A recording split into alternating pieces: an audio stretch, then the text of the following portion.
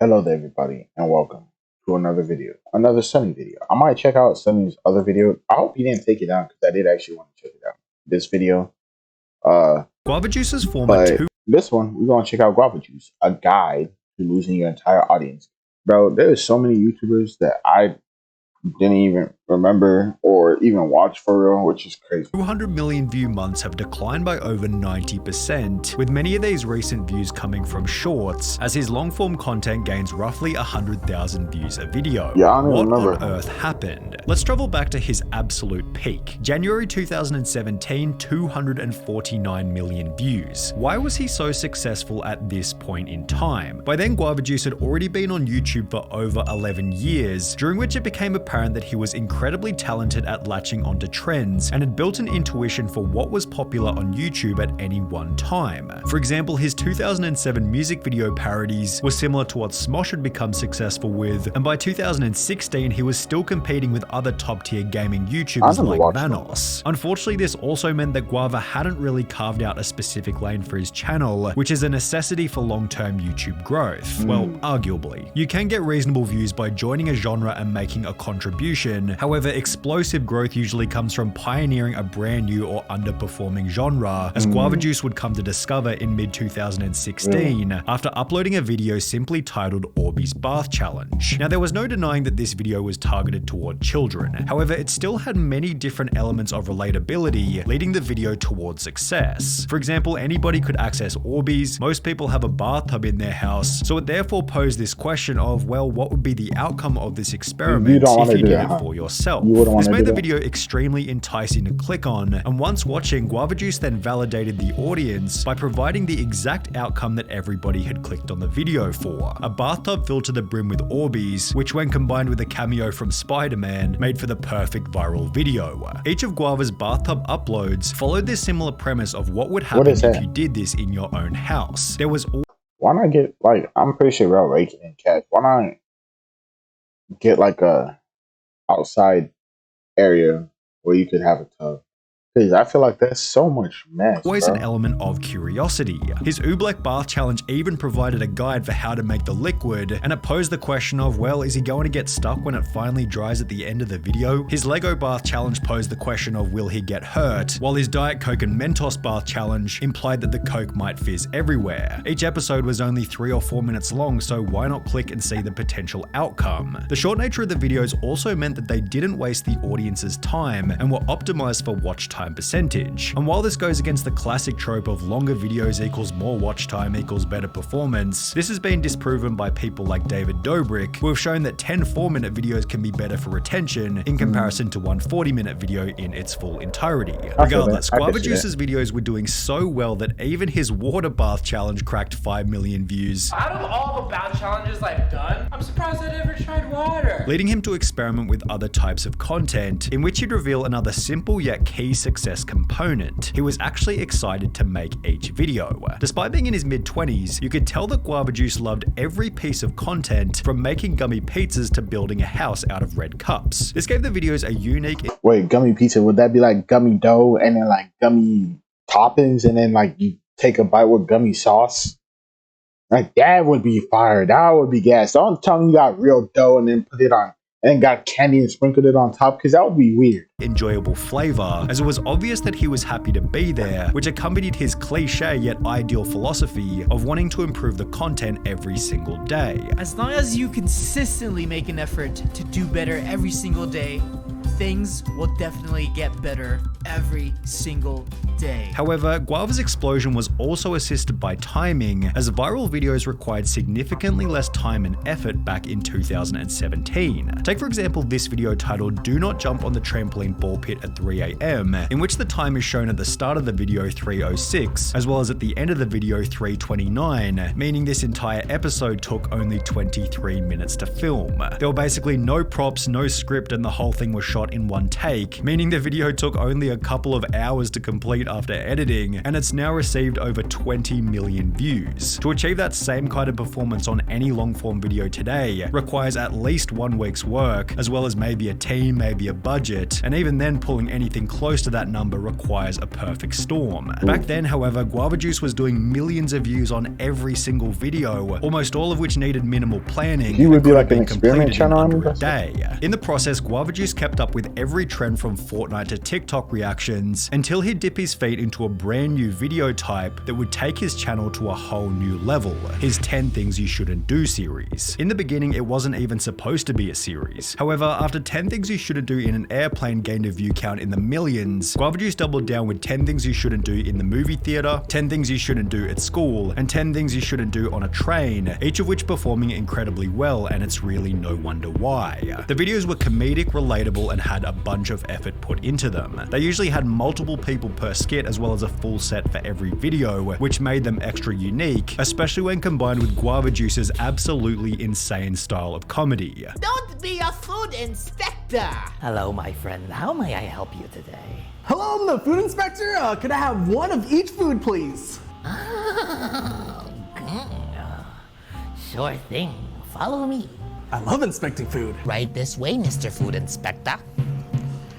You see, all the food should be right over there. What is this? You should have left Woody on the chance! Master! Are you here to save me? Now stay here for the rest of your life! Daddy, is that you? It's me, your son. These videos went absolutely wild throughout 2020, often gaining well over 10 million views. However, in April 2021, seemingly overnight, something began to change on the Guava Juice channel. He went from gaining over 100,000 subscribers every single month to almost complete stagnation, while his videos were suddenly struggling to achieve more than 1 million views. Why the sudden drop? YouTube The decline seemed to begin with a video by Danny Gonzalez, posted only 2 weeks prior, titled Guava Juice is Out of Control, in which Danny would critique the absolutely insane nature of every Guava Juice video in a fun and entertaining way. It's just so hard to follow. It's like, is this even a story? Is there a plot to this? They're just like doing random things and crazy things are happening. He can't really subvert our expectations anymore because our expectation is just that something random is going to happen at all times. The video received over 2 million views in less than a week, and while it acted as somewhat of a compliment, since Guava Juice was trying to make insane content, Danny's video would also act as a catalyst for the short-term retirement of the series. After uploading an episode on the 3rd of April, Guava Juice didn't post a 10 Things You Shouldn't Do episode until almost 3 months later on the 27th of June, after which it became obvious that the quality of the series had dropped off significantly. For example, Guava Juice's 10 Things You Shouldn't Do at Disneyland felt like it had been thrown together with no prior planning. There was no set, there were no characters, and the jokes felt random, but in a way that was more like, what the hell even is this anymore? Don't feed the birds.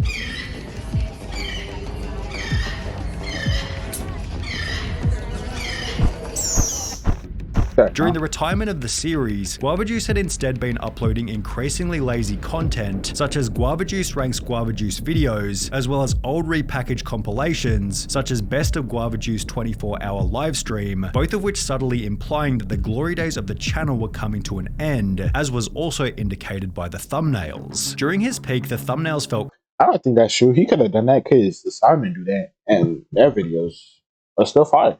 So... clean, straightforward, and were on par with YouTube's meta at the time. And while some of his 2021 thumbnails were definitely on the cutting edge, there were others that felt crowded, dated, or just straight up confusing. The channel seemed to have been struggling from a lack of effort and innovation. However, there was actually a good reason for this. In December 2021, Guava Juice announced that he'd instead been spending his time on a kids TV series called The Guava Juice Show, which was about to release its very first episode on YouTube Originals. Guava displayed his confidence in the show by purchasing a billboard at LAX, and it was looking like this series could reignite the channel, although only in the beginning. The first 5 episodes performed reasonably well, averaging around 3 million views each. However, for whatever reason, the 6th episode gained only 150,000 views, with almost every episode afterwards following a similar trend. Guava and his team would produce a total of 13 episodes for the show, after which he'd upload a new video titled The End, in which Guava Juice was unusually upset, possibly as a partial result of the show's poor performance. I've been doing Guava Juice for so long, I've missed my daughter's birthdays and friends' weddings. And I feel like there was just no balance to who I am as a person. Guava Juice didn't specify why he was feeling so down. However, he wasn't ready to give up just yet, as he then released a second season of the show, which once again performed to a mediocre standard. At a couple 100,000 views per episode, Guava might as well have just continued making standard videos, and this wasn't even the worst part. Whilst producing the show's 26 episodes, Guava Juice lost touch with the one skill that had always guaranteed success, an ability to keep up with trends and the current YouTube meta. Prior to making the Guava Juice show, he was averaging maybe 700,000 views on his normal YouTube uploads. However, after the second season came to an end only 7 months later, it was rare to see any of his videos achieve more than 200,000 views. It seemed that Guava Juice had fallen into the misconception that if he split his time between YouTube and a TV show, he'd achieve double the amount of success, yet the opposite happened and his performance was instead cut in half. On top of splitting his time between two different forms of media, Guava Juice also had to worry about YouTube Shorts, his in-store products, as well as a bloody NFT project, which has to be one of the dumbest things you can launch as a creator because it's so obvious that you're just trying to siphon some quick cash from the audience. Guava Juice's new low was established in a recent video titled My Future, in which he speaks as though his career is pretty much over. I just want to say, Bro, you're still averaging 220,000 views, bro. That's good.